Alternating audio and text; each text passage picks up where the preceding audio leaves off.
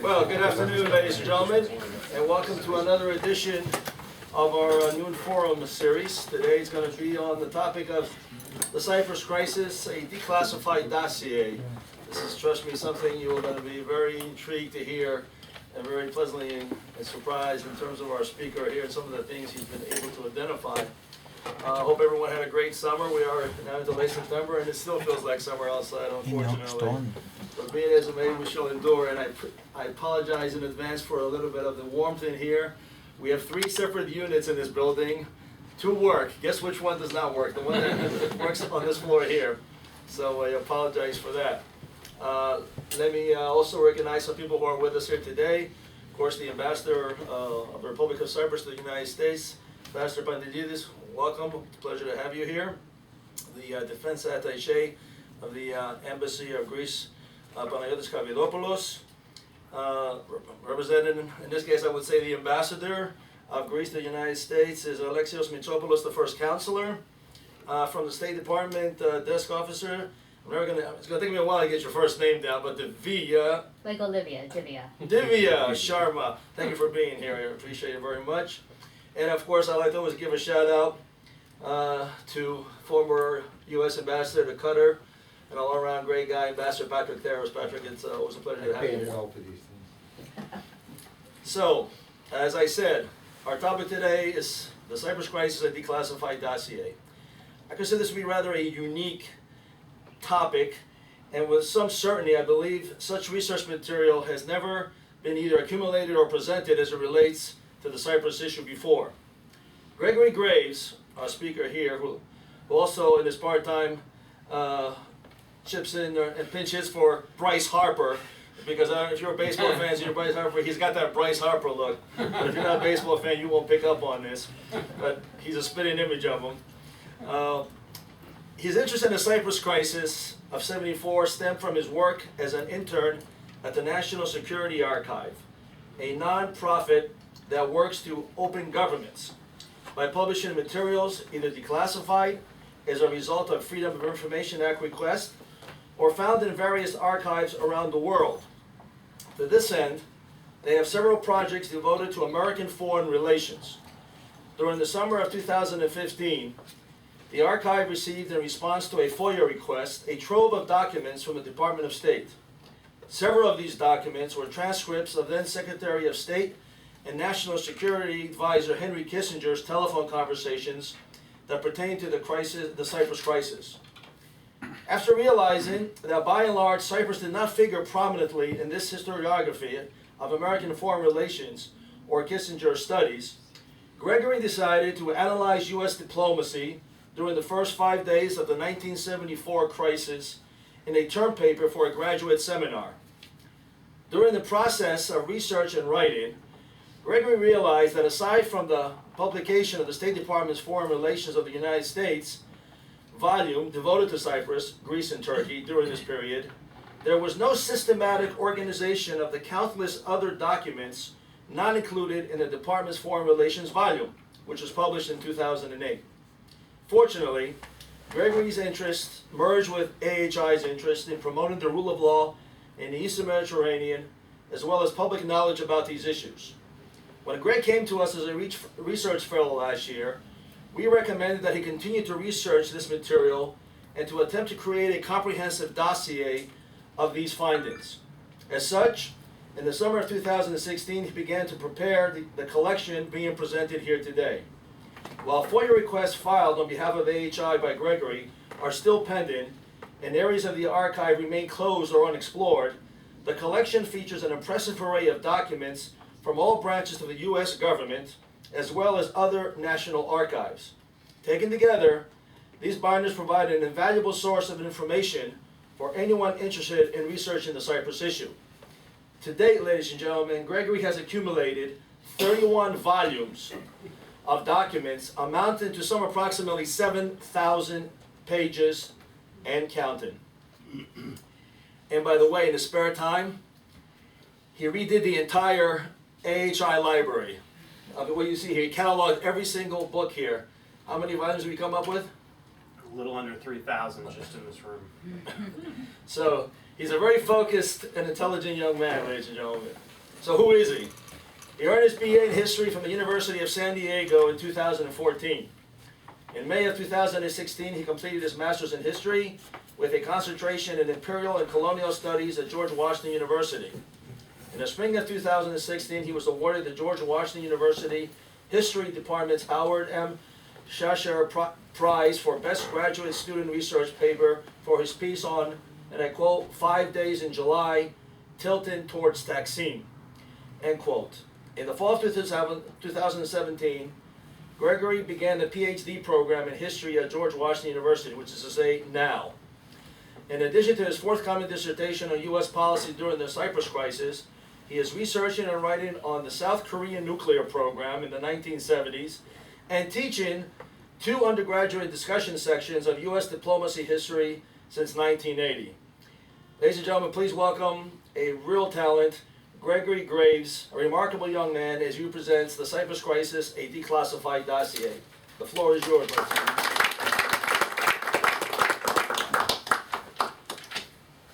Thank you for that wonderful and generous introduction, and thank you all for being here.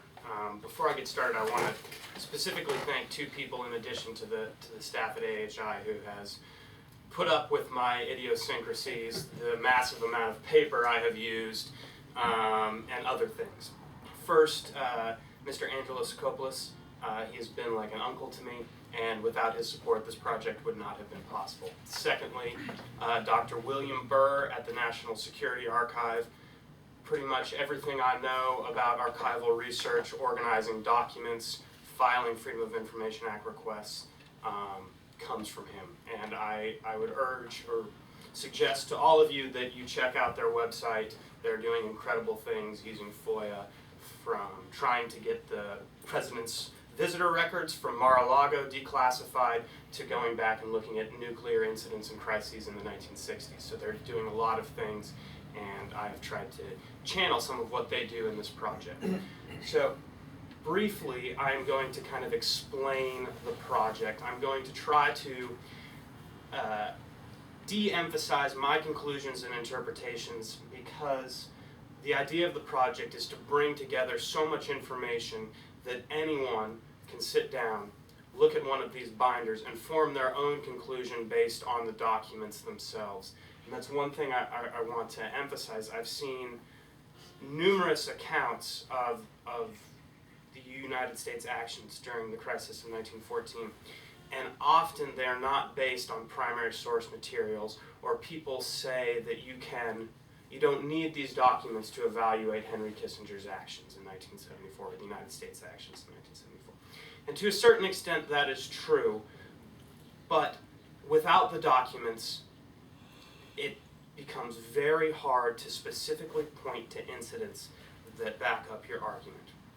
And those who have recently written about Kissinger, I'm thinking of Niall Ferguson, who wrote a biography of him in 2015.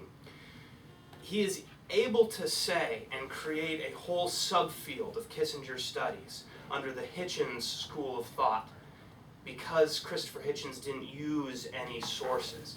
And so he can very easily say in his writing that anyone who is attacking Henry Kissinger is really just part of that Hitchens school of thought, whether or not they agree in some of the more minute details that Hitchens analyzes. So emphasis on the documents is of paramount importance. Generally, the collection can be divided into 2 types of binders. There are what I like to call the subject and the theme binders, and then the quote-unquote daily binders.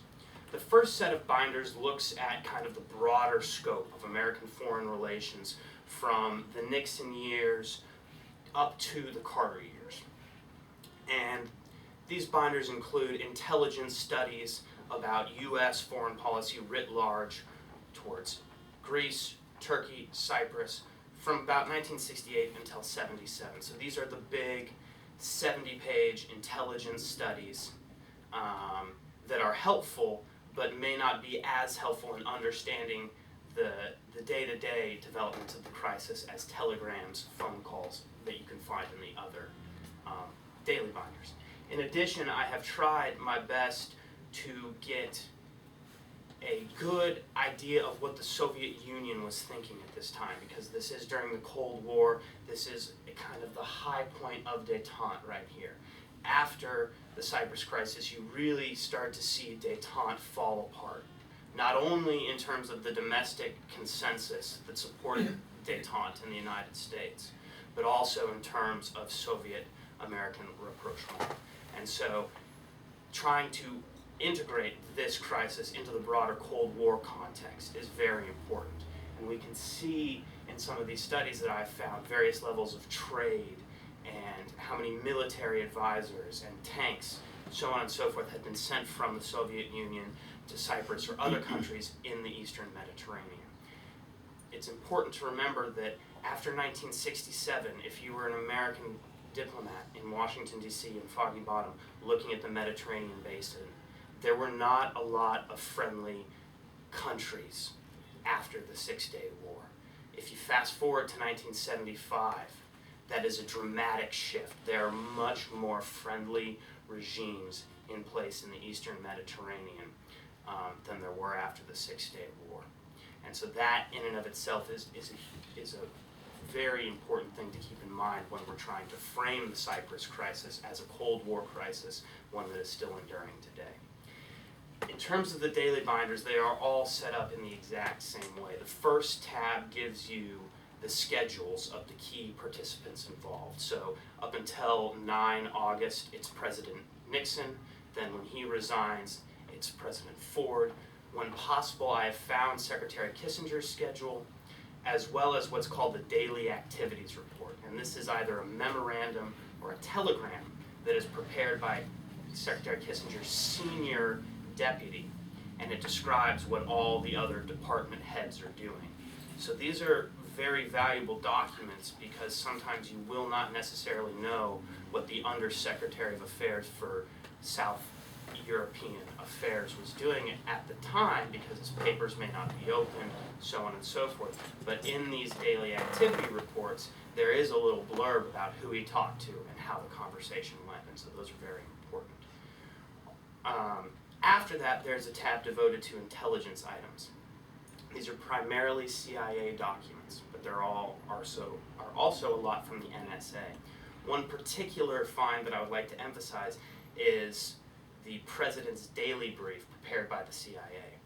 For a long time, CIA officials fought against the declassification of these documents. And just in general, this is the document that the CIA prepares and gives the President every day. It gives him a one-page summary of the major crises in the various areas and what the CIA's assessment of what's going on.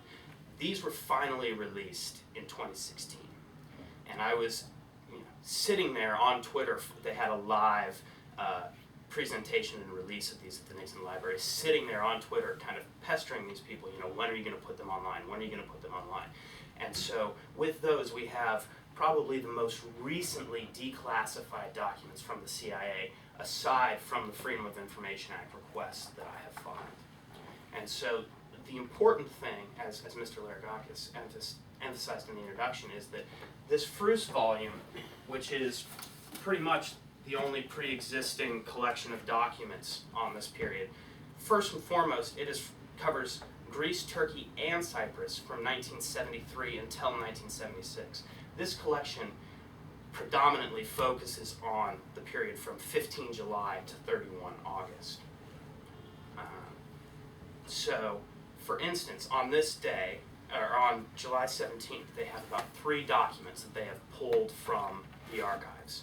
And essentially, the great people at the State Department's Office of the Historian go through and they find the most important, or as my PhD advisor likes to call it, the cream of the crop, the best documents that have been declassified, and puts them together in this compilation. For instance, on 17 September 1974, there are 4 documents printed here. This is the binder for 17 September that I have put together.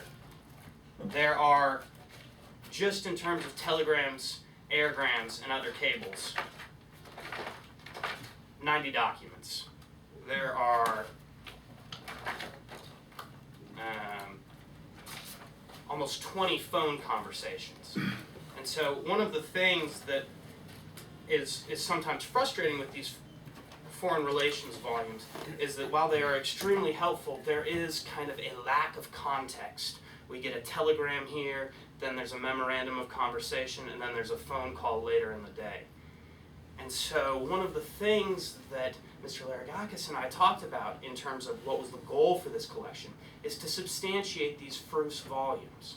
And one of the ways that I thought we could really provide context is instead of writing summaries about exactly what the State Department did during the day, because that would obviously interject my bias into it, get as many documents as possible, put them in chronological order, and break them down in terms of whether they're an intelligence document, a phone conversation, or a telegram. And then people can read through and they will establish their own context as well as their own conclusions about the events. So to that end, I have tried to interface these binders with the Fruce volumes.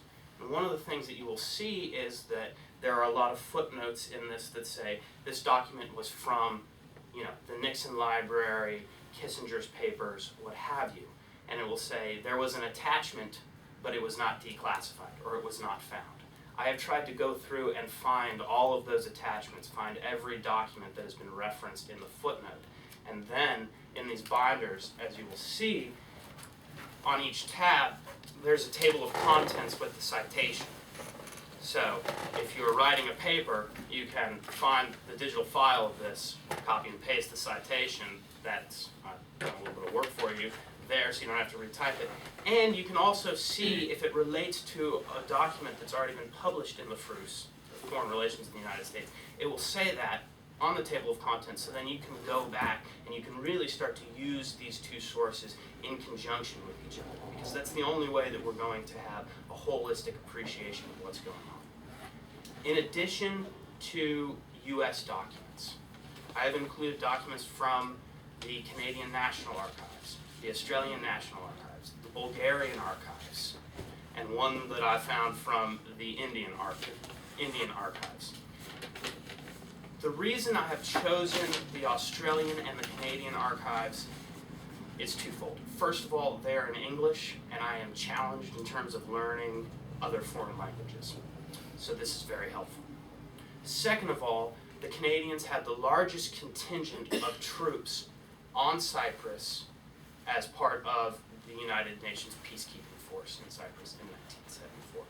And their telegrams back to Ottawa contain a lot of details that would be redacted from American documents. For instance, we see that on 18 July 1974, the Coupist regime in Nicosia shells the Soviet embassy in Cyprus. They threaten to kill any Soviet embassy personnel who are breaking curfew. This would have never come out in a U.S. document. It would still be redacted to this day because there is still questions about the fact that the United States did not immediately denounce the coup in July of 1975, and so therefore what is the relationship between the Nixon administration and the Sampson regime that was in power on the 23rd of July?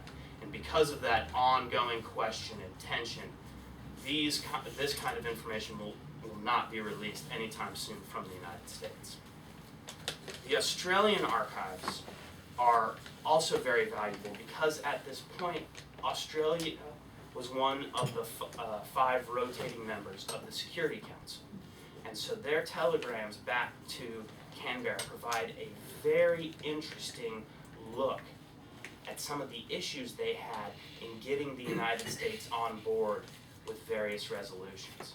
And so the idea is to have a view of the Cyprus crisis that is not just based on an outlook from Washington towards Nicosia. Now, in terms of my doctoral dissertation, I'm trying to take this a step further. One of the things, and as I mentioned earlier, is the role of the Soviet Union. And no one has adequately explained what the Soviet Union was doing, what their goals were at the time, and really what cards were they holding. by and large, from American sources, it seems that they played this with relative moderation. There was a military alert, but as most officials at the time said, that was pretty normal, considering how close Cyprus was geographically to the Soviet Union. My goal is to go to places like Berlin, or go to the archives in the former Yugoslavia, and see what the ambassadors of these countries to Cyprus were saying and how they were communicating with the Soviet Union. So then we will have a true international history. And I believe that is what is necessary to accurately take the lessons of the past and use them in a way that is helpful to reaching a settlement today. And I think a large part of the problem is that there are so many misunderstandings and misconceptions about 1974 that until we establish some kind of understanding and accept the fact that it was not just mistakes were made. The United States made multiple mistakes. There's going to be, the prospects for a settlement are not good. And so my hope is that by making these documents available,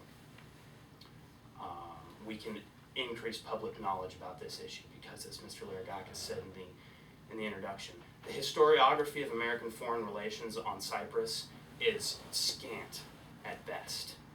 There's just one example, there's a recent book, Daniel Sargent's A Superpower Transformed, the remaking of American foreign relations in the 1970s.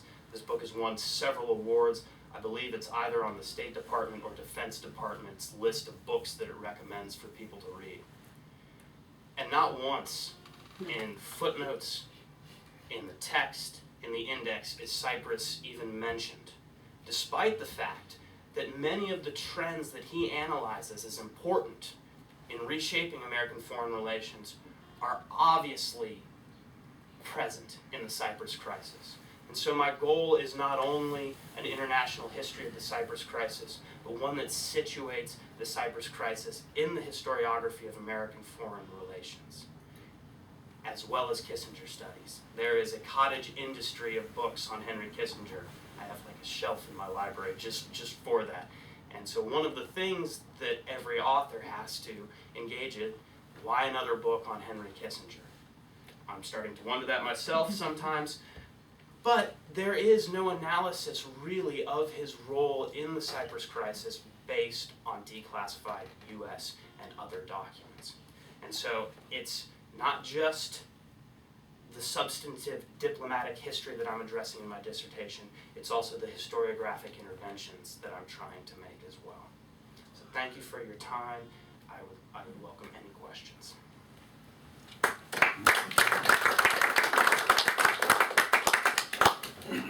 Well, and this is just really the tip of the iceberg in terms of his overall research. Just identify your name, please. Stakis Banagidis from Cyprus in the United States.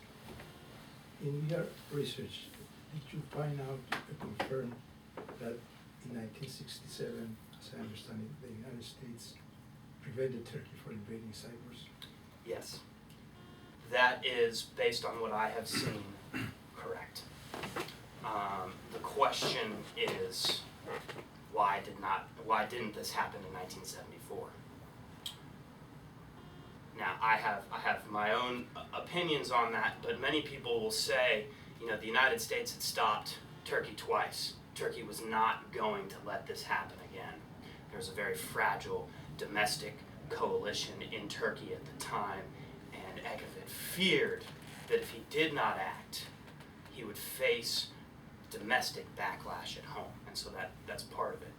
But I do believe, firmly believe in fact, that the United States could have stopped Turkey from intervening militarily in 1974 without a great cost to the Turkish alliance. In fact, I believe that the arms embargo, which I would say should have been suggested immediately on 15 July, the arms embargo created more of an opportunity for a rift in the alliance, but had the United States acted promptly before 20 July, there would have been some damage in relations with Ankara, but not as much as later on. So yes, in 67, definitely they did, and the diplomacy of Cyrus Vance, who was sent in 67, I would really laud, and that's, as Peter knows, I'm not very frequent in my praise for American diplomats in crisis-managed situations, but I think in 67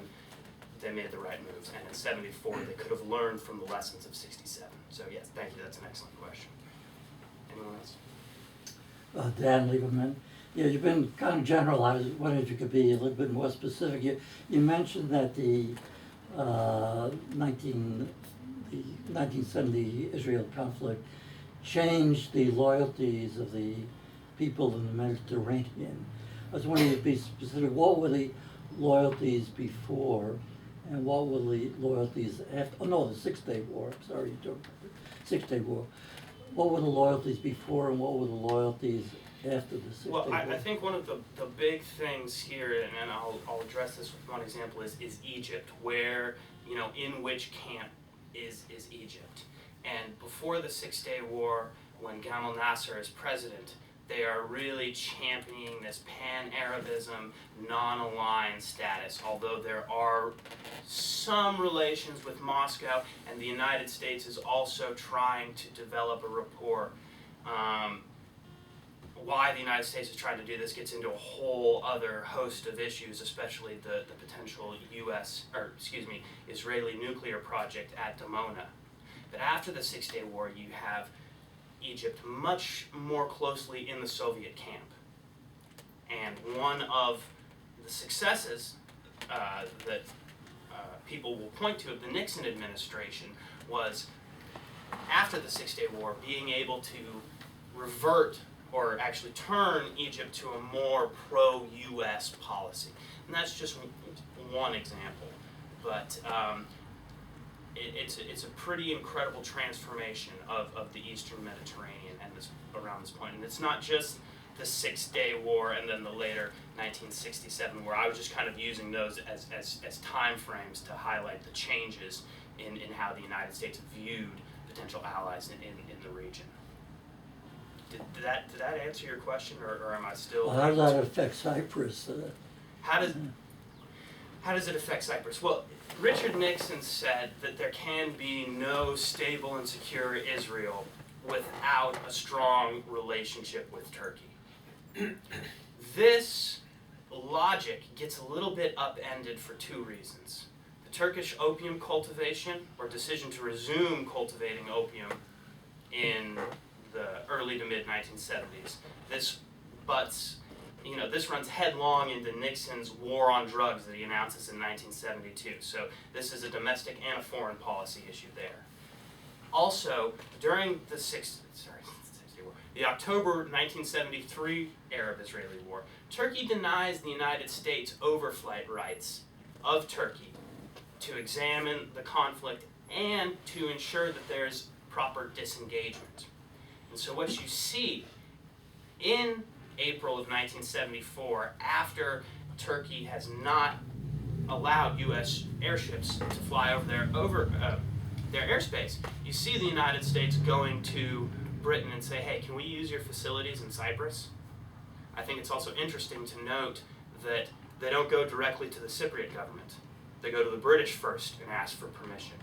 So while there may not have been a drastic change in Cyprus, the United States' interest in Cyprus as a place to use reconnaissance flights to monitor the Israeli-Syrian disengagement increased dramatically in the first months of 1974 as a result of the October Arab-Israeli War. Am I more on track now? Jim. Great work, Gregory. Thank you so much for this magisterial effort. Jim Marquetta, would there have been any difference, do you think, if Nixon had not been so preoccupied with Watergate in the summer of 1974? So I think this is an interesting question. Overall, one of Henry Kissinger's most interesting themes and topics in his writing is and as many people may know, he thought of himself as a philosophizer. He liked to, really think about the philosophy of history. But one of his themes that he kept coming back to was this idea of structure versus agency. How much free will does an individual have? And I think that this theme is important when we look at 1974 and what people have written about U.S. foreign policy during the Cyprus Crisis. Yes, there is a lot of opinion and articles out there saying that Watergate really damaged the American handling of the crisis. Kissinger himself says this. But it's very interesting to note that the day before the coup, for instance, on 14 July, Secretary Kissinger meets with Soviet Ambassador Anatoly Dobrynin, and they say that we're going to continue to plan the upcoming Moscow conference as if Watergate didn't happen. Okay. Another example, on 18 July 1974, Nixon is in San Clemente at the Western White House during the majority of the first days of the crisis. He says to Kissinger, essentially, I'm going to let you manage this in any way that you see fit. He gave him full control over this. And we'll remember that about 4 or 5 months earlier, Henry Kissinger had given a very public and emotional press conference in Vienna, where he essentially says that if I'm not cleared of suspicion in the Watergate controversy, I'm going to resign. And after that, he is not really pressed on Watergate anymore. In fact, after that, you see him on the cover of Time, I can't remember if it's Time or Newsweek magazine, as Super K. His popularity around this point in the United States is about 85%. He is more popular than any other public official at the time. So while Watergate preoccupied Nixon, it didn't preoccupy the person who was effectively leading American foreign policy, despite what he says in his memoirs. One more interesting little tidbit about this is that Kissinger was obviously sending President Nixon materials about the Cyprus Crisis while this was going on during the first couple of days. One historian has found that Nixon was receiving so much material on Watergate that Kissinger had to set up a whole separate channel to send Cyprus-related documents to Nixon, and Nixon never even looked at them. So, yes, it was a factor. How much Nixon's presence would have changed it is a bit interesting, because I believe that Nixon was more committed in his relationship to the junta in Athens than Henry Kissinger was. And so I don't really know exactly what would have happened had he been involved, but I cannot see it making that much of a difference. I do not think that if he had been there, he would have been willing to exert the pressure necessary to stop Turkey. Mr. Ambassador. I'm curious if there is any mention of hydrocarbons in any of these. Well, you're hitting me in my weak targets here, and you're complicating my afternoon. But I appreciate the question. There is not, and I realize that this is a major omission, because there were so many other issues between Greece and Turkey in the months before the Cyprus Crisis developed. And yes, the discovery of oil below the shelf is one of the major ones. And today we see energy as a factor in American foreign policy in the Eastern Mediterranean. So no, there is not enough emphasis on hydrocarbons and other issues that... Is there any mention? I mean, was there any indication of an awareness that there might have been deposits there? I think, from what I've seen, they were aware, but I do not believe that was the primary factor driving diplomacy. I have not seen anywhere any kind of omission to the effect that if Cyprus is divided between two NATO allies, it will be easier to examine the deposits or anything of that nature. They knew about it, definitely, but that's another kind of one of those things when we're looking at potential motivations for U.S. actions that is probably not going to come out of the diplomatic record for one of two reasons. It's either been redacted and will remain redacted for a while, or, as many people who have studied Secretary Kissinger know, a lot of things, very important details, things that illuminate his motivations and intentions, were never written down in the diplomatic record precisely for that reason. He's very famously quoted as saying, that after he leaves office, he's worried that everything that's on paper will be used against me. And so, for that reason, there are certain areas where there's a dearth of declassified documents that directly address that issue and how it might have affected the calculus of the United States. But I will continue to look into that. I want to interject my privilege at this moment for a question. We have found here at the Institute, in doing some research for a documentary that we produced a number of years back, there was a White House declassified memo where Kissinger is quoted as saying, and I quote, "There's no American reason why the Turkey should not have 1/3 of Cyprus," end quote. Please turn off the phones. Yes. In addition, there was also a map that was discovered by the department's cartography section, where again, it shows the map approximately the way Cyprus is illegally divided today. That is a backdrop. The thing I've never quite understood, and to whatever degree, Kissinger was involved or not involved, or influenced or not influenced within the first phase of the invasion, he certainly needed to be knowing what was going on at the second phase of the invasion, which was the most critical part of the invasion, and which was the land grab of where it is today. We have in Geneva, former Secretary Callahan telling Assistant Secretary of State Arthur Hartman a couple of days on the eve of the second invasion, hey, we think that the Turks might be planning a second offensive. Can you Americans stop him? And Hartman is quoted as saying that he couldn't get his boss's attention because he was there trying to ease the travails of one President Nixon at the time. What that time period between the two phases, what can you explain to that? Yes, so this is a crucial period. I would say this period and the first 5 days after the crisis were probably the two most crucial periods. You could obviously throw in the period where the United States had received repeated warnings of an impending coup against Cyprus and didn't act appropriately. So those three periods are crucial. First of all, the United States, as early as 10 or 11 August, had received intelligence suggesting that Turkey was planning to or could launch a second invasion. It was not clear yet at this point, but it did become much more clear. So there is already evidence, and there is no American response at a senior enough level to say, hey, look, we know that you're moving troops from A to B, or you're bringing in more landing craft, so on and so forth. You need to knock it off. We will not tolerate a second intervention. So that already there, when they had this first intelligence and there was no firm démarché to Ankara, that is a failure of diplomacy.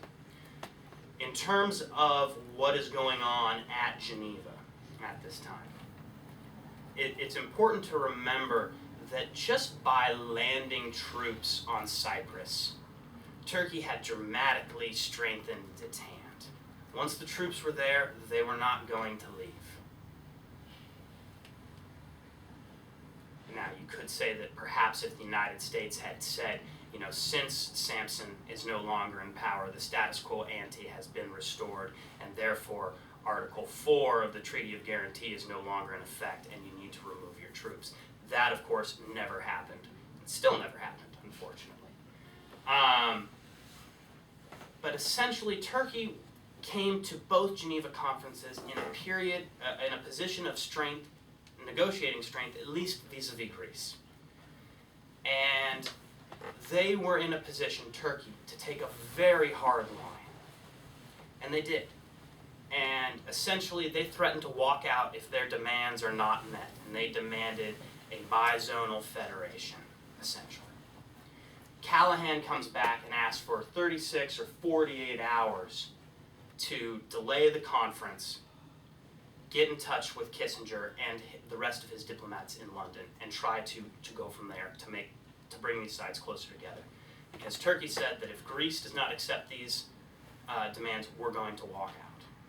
There was no effort from Kissinger to really try to get the Turks to stay at the negotiating table. Now, whether this is evidence that from the get-go Kissinger had wanted to partition Cyprus or not, that is a matter of interpretation, and one that there still is not, in my opinion, enough evidence to make a firm, unequivocal argument. But it is clear that in the days before the Second Turkish invasion, there were options that the United States had, particularly bringing their diplomacy more in line with the British. Because one of the things that I have not discussed and is important is throughout this crisis you see American and British diplomacy diverging substantially. Britain still wants to reinstate Makarios for many days after the 15th and the United States has given up. British want to be much more forceful with Turkey before the invasion.